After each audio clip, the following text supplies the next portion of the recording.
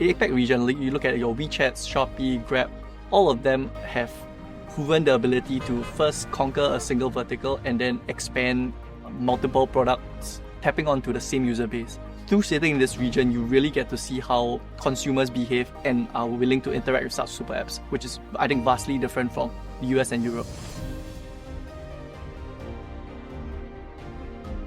The American way of doing business is not the only way of doing business. At least in Singapore or in Malaysia, we talk about this like kampong spirit, in which there is this like camaraderie, right? There's a little bit of togetherness and there's a bit of like generosity and give and take in between sort of business partners and collaborators. The people in APAC, the founders here, they are so talented that if you can do something, then just after a few months, you're going to see a lot of competitions coming in. So that's going to force you to always moving forward, always thinking a few steps ahead of the game. I think the validation feedback cycle's super quick, because anytime you have an idea, you just go to the circles within this region.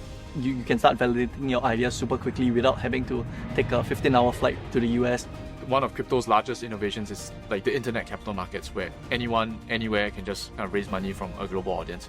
And I think like that is going to be a big unlock for APAC region. The people in Solana ecosystem is very special. If you look around, then you'll see that a lot of the early founders are still here. If you're really building a product, a platform that's driving value for users, we've seen new entrants take over incumbents multiple times. Crypto isn't just about the tech. As with everywhere else, it's kind of like a relationship thing. Seeing people in person really makes a hell of a difference, and the conversations that you can have and the collaborations you can work on when you just sort of meet and hash out something in person.